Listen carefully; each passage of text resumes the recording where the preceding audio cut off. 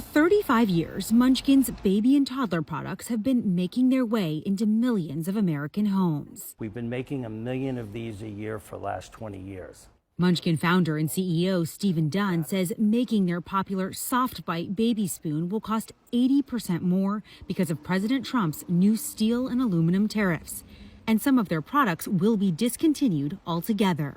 I didn't think tariffs could get worse, and then we have another 25% on steel products. How much more can parents, your customers, absorb when it comes to higher costs?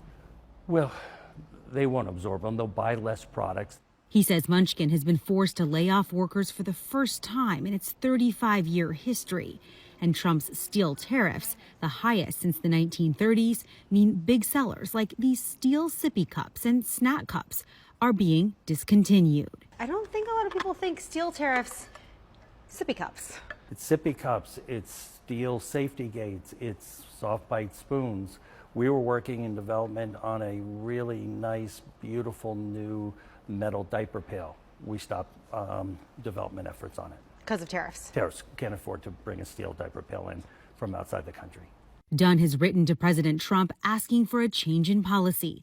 He says that while he supports strategic tariffs on certain industries, families are losing in this trade war. If you had a moment with the president, what would you say to him about these tariffs? I would say use a scalpel and not a sledgehammer. By putting tariffs on spoons and bottles and safety gates and other products just doesn't make sense. It's not strategic. It's a tax on parents.